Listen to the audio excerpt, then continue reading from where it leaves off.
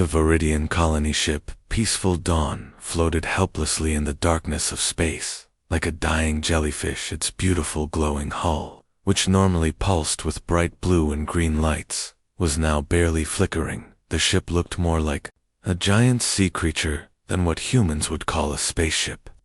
With flowing curves and no sharp edges anywhere, Captain Kilos stood at the center of the bridge. His webbed fingers pressed against what looked like a living wall. The control surface felt warm and soft under his touch, almost like skin through his fingertips. He could feel his ship's heartbeat getting weaker and weaker. His large, fish-like eyes were filled with worry as he watched the lights dim around him.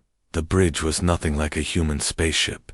There were no metal chairs or flashing computer screens. Instead, everything was organic and alive. The walls curved gently and glowed with soft colors. Strange plants grew from the ceiling, their roots helping to clean the air. The floor felt spongy underfoot, like walking on a coral reef. Back home, Navigator Thesa swam through the water-filled tube that connected her station to the main bridge. Her gills opened and closed rapidly, showing how nervous she was when Viridians got scared.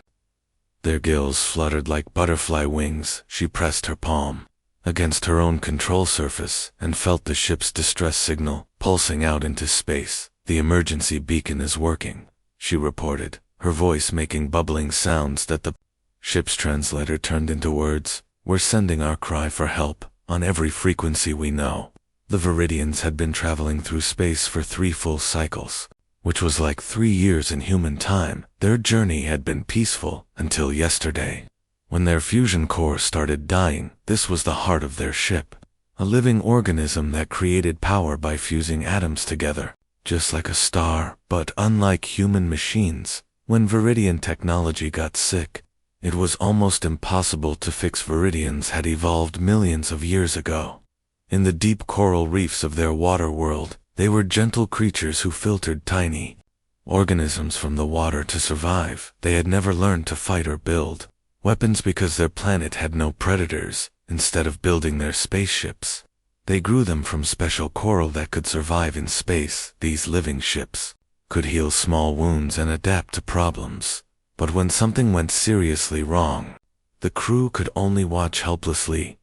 Captain Kilos had never felt so scared in his life. In all the stories passed down through Viridian culture, no ship had ever survived a core failure this far from home. He looked around at his crew of 20 Viridians, all floating in their water-filled stations or clinging to the soft walls. Some of the younger crew members were already starting to go into sleep mode, which is what Viridians did when they got too stressed. Hours crawled by like years.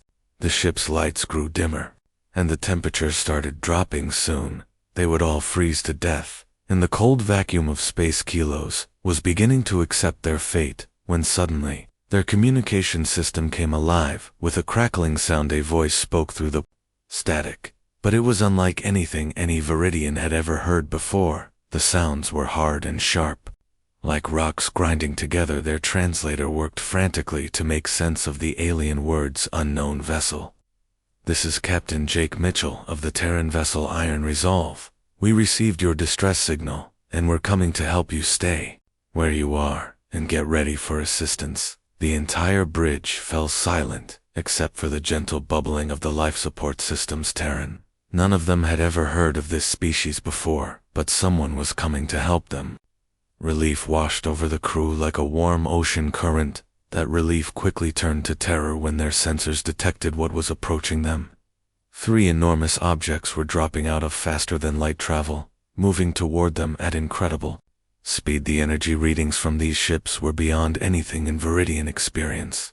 Each vessel was putting out enough power to light up their entire home planet. Navigator Thessa's gills went completely still as she stared at her readings. "Captain," she whispered, "these ships, they're like floating weapons. What kind of species builds such aggressive vessels?" The ships that appeared before them looked nothing like the graceful, living vessels that Viridians were used to. These were angular metal monsters, covered in what could only be weapon systems. They looked designed for one purpose. Warkalos felt his heart chambers skip a beat. Had they called for rescue, only to attract something far worse than death? The Iron Resolve dropped out of hyperspace like a metal thunderbolt, Its massive black hull cutting through the darkness, the ship was a true monster of human engineering, stretching over 2 kilometers long and bristling with enough weapons to level a small moon. Every surface seemed designed for war, with angular armor plating and gun turrets that moved like the eyes of a predator. Searching for prey, Captain Jake Mitchell stood on the bridge, his weathered face lit by the blue glow of dozens of tactical displays. At 45 years old, he had spent half his life in space, fighting pirates and defending human colonies on the frontier. His gray hair was cut military short, and his steel blue eyes missed nothing as they scanned the readings from the alien vessel. The bridge around him was all business, metal floors, reinforced walls, and dozens of crew members working at stations that could survive direct hits from enemy fire. Everything was built to last, built to fight, built to win. Red warning lights bathed everything in an ominous glow as the ship's weapons automatically locked onto the unknown craft. "What do we have, Rodriguez?" Mitchell asked, turning to his tactical officer. Lieutenant Ashley Rodriguez was hunched over her sensor array, her dark eyes focused on streams of data flowing across multiple screens. "Sir, the vessel appears to be organic in nature," she reported, her voice crisp and professional. "No metal hull signatures. It's like it's alive, sir, and it's definitely in distress. Power levels are dropping fast." Mitchell nodded and turned to his weapons officer Tommy. "Get a boarding party ready, full combat gear, but keep weapons on safe. Unless I say otherwise, we don't know what we're dealing with here, Master Sergeant Tommy." Clark was already moving before the captain finished speaking. At 6'4" and built like a tank, Clark was exactly the kind of soldier you wanted leading a boarding party into unknown territory. His hands were already reaching for his combat armor as he barked orders to his Marines, but the humans had no idea what their standard procedures were doing to the aliens. They were trying to help. The Iron Resolve's powerful sensors swept across the Viridian ship like invisible searchlights, probing every corner and scanning every system. To the humans, this was just routine. You always scanned an unknown vessel for threats before approaching to the Viridians. It felt like being attacked by some kind of electronic predator. The sensor beams tore through their ship's natural defenses like claws, exposing every private space and secret corner. Captain Kilos fell to his knees as the intense electromagnetic pulses hammered against his sensitive nervous system. Other Viridians screamed and dove for cover behind their control surfaces. "They're scanning us," Navigator Thesa cried out, her voice filled with panic. "They're ripping through our privacy barriers like they don't exist." On the human bridge, Communications Officer Rebecca Hayes was struggling with her equipment. "Captain, I'm getting audio from the alien ship, but it's weird. Their language has all these biological sounds mixed in, clicks, whistles, echolocation patterns. Our translator is having a hell of time figuring it out." Hayes was a linguistics expert who had worked with 17 different alien languages, but nothing had prepared her for this. The Viridian communications weren't just words. They were entire symphonies of sound that included emotional undertones, cultural context, and even pheromone-like digital signatures. Meanwhile, Clark and his Marines were suiting up in the armory. The powered armor they wore was designed for the worst kind of combat. Each suit stood 8 feet tall and was equipped with enough firepower to take out a building. The helmet displays showed them tactical information, life signs, and threat assessments to a human. The armor was protection and empowerment. The first visual contact between the species happened when the human boarding shuttle approached the Viridian ship. Through their transparent hull sections, the Viridians got their first look at humanity. What they saw nearly stopped their hearts. The humans looked like walking nightmares to the peaceful aliens, even without their armor. The humans were massive compared to the delicate Viridians. Captain Mitchell was average height for a human, at 6 feet tall, but he towered over the 4-foot Viridians like a giant. His muscular build, developed in Earth's heavy gravity, made him look like he could tear their ship apart with his bare hands. But it was the Marines and their powered armor that truly terrified the aliens. Clark and his team looked like metal demons, their glowing red visors scanning back and forth. As they prepared to board the alien vessel, several Viridians took one look at these armored giants and immediately shut down into hibernation mode. Their body's natural defense against overwhelming terror. Holy cow, Clark muttered as he got his first clear look at the aliens through his helmet's display. The Viridians were so pale, they were almost transparent, with thin limbs and huge eyes that reminded him of deep-sea creatures' Cap. These guys look like they'd shatter if we looked at them wrong. The cultural gap between the two species was already becoming clear. Humans had evolved as persistence hunters on a death world where only the strong survived. Every instinct, every piece of technology, every protocol was designed around the assumption that the universe was trying to kill youth. Viridians had evolved as gentle filter feeders in peaceful coral reefs. They had never known war, never built weapons, never needed to fight for survival. Their entire civilization was based on cooperation and harmony, and now these two completely opposite species were about to meet face to face. Chief Engineer Danny Thompson pushed off from the airlock and floated gracefully into the alien ship, wearing nothing but his standard work jumpsuit and a simple breathing mask. At 52 years old, Danny had spent most of his life fixing things that shouldn't be fixable, and he approached every problem with the kind of cheerful confidence that came from surviving 3 decades of space engineering disasters. The Viridian crew members who saw him enter their ship nearly fainted from shock. Here was this massive human, floating through their sacred vessel like it was just another day at the office. Danny stood 6 feet tall and weighed over 200 pounds of solid muscle, making him look like a giant compared to the delicate 4-foot Viridians. His thick arms and calloused hands told the story of a man who worked with dangerous machinery every day. But what truly horrified the Viridians was how casually he moved through their ship's atmosphere. Their air mixture contained methane compounds that would kill most known species within minutes, yet this human was breathing it through nothing more than a simple filter mask. Like he was taking a pleasant stroll through a park, Danny pulled out his handheld scanner and started examining their fusion core, whistling a cheerful tune as he worked. The Viridian engineering team watched in terror as he reached out with his bare hands and grabbed components that were still hot from the failing reactor. "Well, there's your problem right here," Danny announced. His voice echoing through the organic corridors. He hefted a crystalline component the size of a watermelon, holding it up to the light to examine the fractures running through it. "Your fusion matrix has completely cracked. No wonder your power has been dropping." 3 Viridian engineers had tried to move that same component earlier and couldn't even budge it.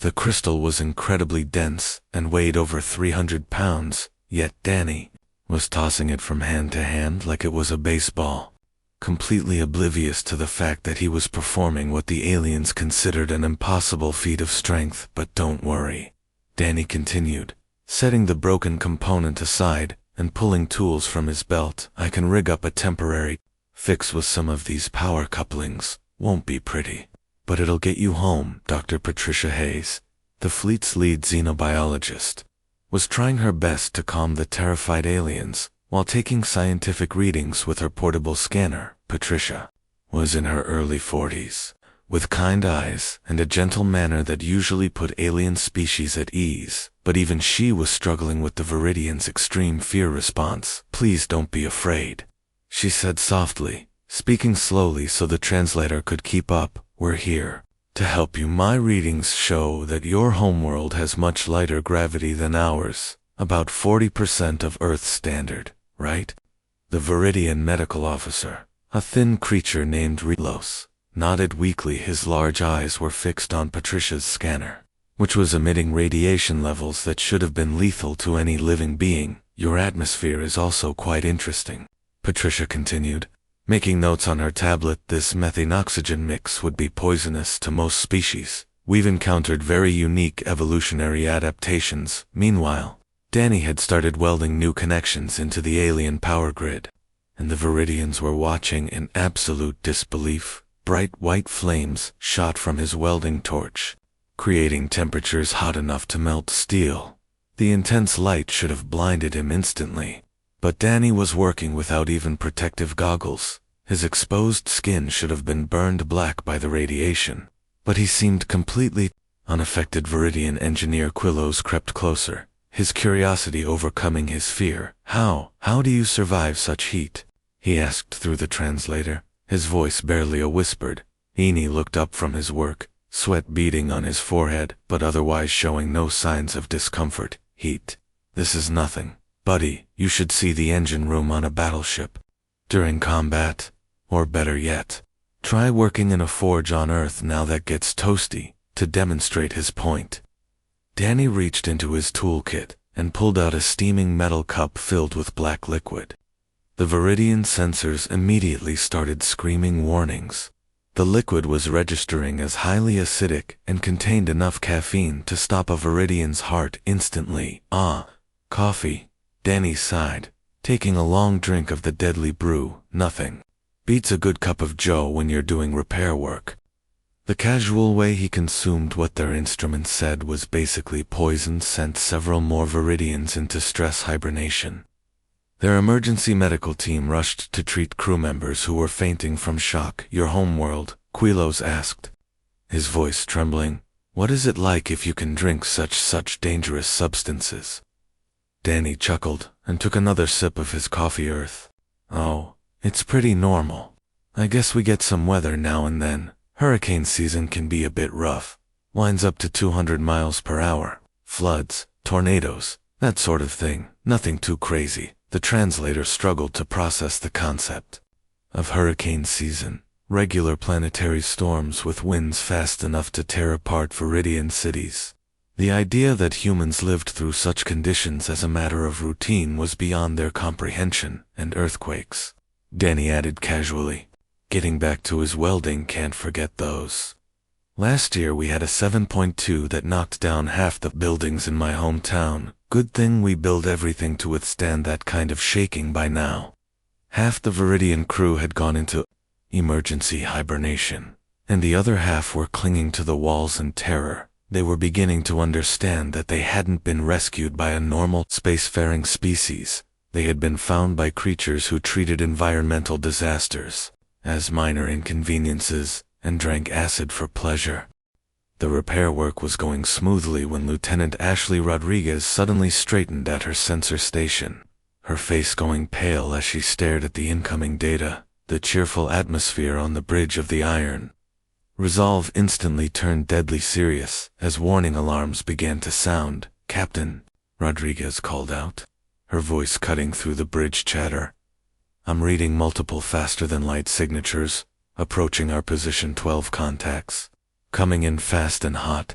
Captain Mitchell was at her station in 3 quick strides, his weathered face hardening as he studied the tactical display. 12 red dots were racing toward them through hyperspace, and their energy signatures were unmistakable Dominion heavy cruisers, Mitchell said grimly, his jaw clenching. "Damn it." The bridge crew exchanged worried glances. Everyone in this sector of space knew about the Dominion.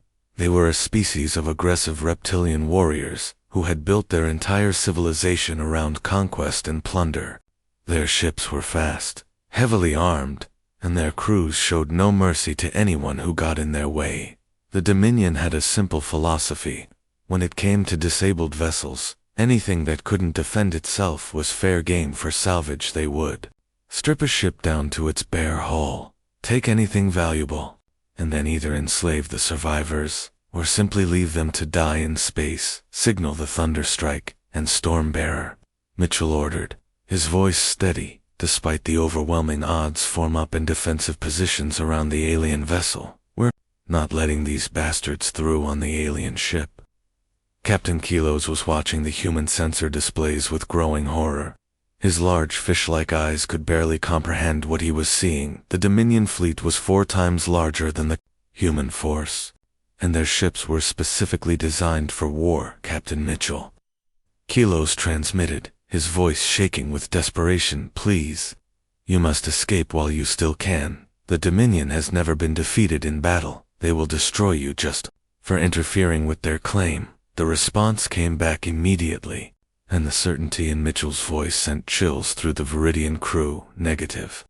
Captain Kilos, we don't abandon people who need help. That's not how humans work.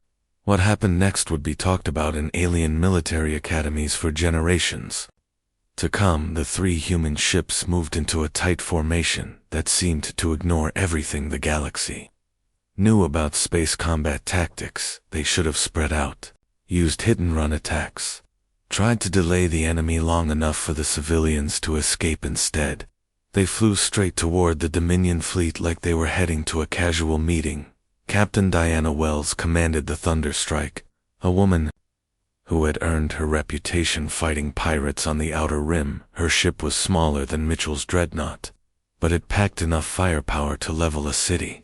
She was known throughout the human fleet for her aggressive tactics and her refusal to back down from any fight. Commander Kyle Hayes piloted the Stormbearer, the fastest ship in the human fleet at 38 years old.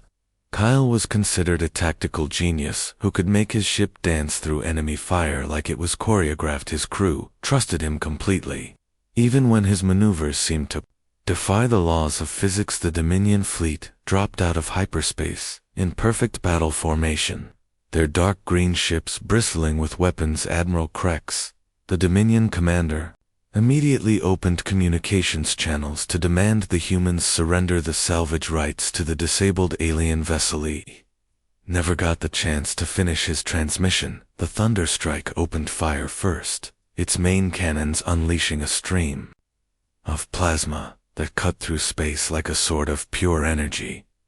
The lead Dominion cruiser's shields flickered for a moment, then collapsed completely as the human weapons tore through them like they were made of tissue paper. The Dominion had never encountered human military technology before. Their shields were designed to stop the energy weapons used by most galactic civilizations, but human weapons were different. They used a combination of plasma, kinetic projectiles, and exotic matter that no one else had figured out how to weapon. As a commander, Hayes brought the Stormbearer screaming through the enemy formation at impossible speed, his ship spinning and weaving between enemy fire like a dancer performing in zero gravity. His weapons carved through three Dominion ships before they even realized what was happening. The battle was over in 20 minutes, but it felt like hours to the terrified Viridians watching from their disabled ship.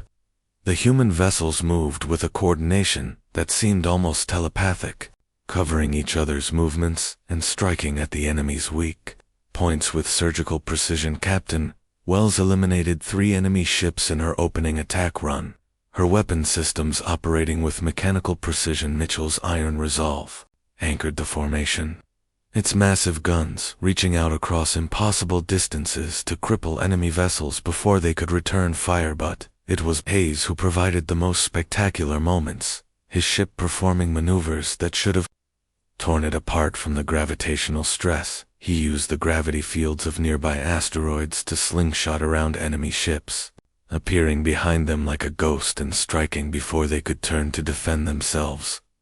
The Dominion had never faced anything like human combat tactics. Their warrior culture was based on honor duels and formal battle formations. They had no idea how to fight an enemy that treated space combat like a three-dimensional chess game played at the speed of light. By the time the smoke cleared, 8 Dominion ships were floating dead in space, their hulls cracked open like broken eggs. The remaining 4 ships were fleeing back toward hyperspace as fast as their engines could carry them, their crews broadcasting panic signals on every frequency they could reach. Admiral Krex's final transmission was heard throughout the sector. "Beware the Deathworlder. They fight like demons." Captain Kilos floated in stunned silence, unable to process what he had just witnessed. These humans had just defeated the most feared military force in the sector like it was a training assignment. They had done it to protect a ship full of strangers they had never met before. The peaceful dawn limped through space like a wounded animal, its bioluminescent hull flickering weakly as the human escort ships maintained protective formation around it. News of the battle traveled faster than light itself, spreading through subspace communication networks across dozens of star systems within hours. Every major civilization in the sector had heard the impossible story. 3 human ships had completely destroyed a Dominion fleet. Captain Kilos floated in his command chamber, still trying to process what he had witnessed. The gentle Viridian had lived for over 200 cycles, but nothing in his experience had prepared him for the casual brutality with which the humans had dismantled their enemies. It wasn't just the violence that shocked him. It was how routine it seemed to them during the 3-day journey to Nexus Station. Kilos found himself drawn into conversations with Captain Mitchell. The human seemed genuinely interested in Viridian culture, asking thoughtful questions about their homeworld and their peaceful way of life. But when Kilos tried to understand human society, the answers he received were deeply disturbing. Captain Mitchell, Kilos asked during one of their communication sessions, your homeworld, what kind of place could produce warriors like you? Mitchell was sitting in his ready room, sipping from his ever-present cup of coffee. He shrugged casually, as if the question was barely worth considering. Earth. It's pretty normal, I guess. Nice blue skies, green forests, plenty of water. We get some weather patterns, storms, hurricanes, blizzards, that kind of thing. Nothing too crazy. Kilos immediately accessed his ship's cultural database, cross-referenced the environmental data they had gathered about Earth. What he found made his gill slits close in shock. Earth's nice weather included temperature variations that would kill most galactic species. The storms Mitchell mentioned casually were planetary-scale disasters with winds that could level cities and the wildlife. Mitchell continued, scratching his head thoughtfully. We've got some interesting animals: bears, wolves, sharks, lions. Most of them learned to stay away from human settlements centuries ago, but you still run into them sometimes when you're camping. The database entries for Earth's interesting animals made Kilos feel faint. These creatures were apex predators that could tear through metal with their claws and teeth. They hunted in coordinated packs, using strategies that would challenge military competitions, and humans considered them minor inconveniences. The gravity takes some getting used to if you're not from there. Mitchell added, about 3 times what most species consider comfortable, but you adapt pretty quickly. Kilos realized that humans had evolved in conditions that would crush most galactic civilizations literally and figuratively. No wonder they moved with such confidence through space. Compared to their homeworld, the vacuum of space was probably relaxing by the time they reached Nexus Station. Word of the Deathworlders had spread throughout the galaxy. The massive space station, normally bustling with traders and diplomats from hundreds of worlds, had become the center of frantic political activity. Ships from 17 different civilizations had arrived to get a first-hand look at the humans who had done the impossible. The station's docking bay was packed with alien reporters, scientists, and military observers, all trying to catch a glimpse of the human vessels. The 3 human ships docked with casual efficiency, their crews seeming oblivious to the sensation they were causing. Ambassador Linda Torres found herself at the center of a diplomatic storm she never saw coming. Linda was a career diplomat who had spent 20 years negotiating trade agreements and settling minor border disputes. She had expected this assignment to be routine first contact protocol, with a few new alien species instead. She walked into the emergency session of the Galactic Council to find representatives from 43 different worlds packed into the chamber, all talking at once in dozens of different languages. The translator systems were struggling to keep up with the chaos. The Centauran delegate, a tall insectoid creature with compound eyes, was the first to speak. Once order was restored, his voice trembled with barely controlled fear as he addressed the assembly honored representatives. He began, his translator making his words sound formal and stilted. We have witnessed something unprecedented. The species calling themselves humans has demonstrated military capabilities beyond our current understanding. Their 3 vessels completely destroyed, a Dominion fleet that outnumbered them 4-1. Murmurs of disbelief rippled through the chamber. The Dominion had been the sector's dominant military power for over 3 centuries.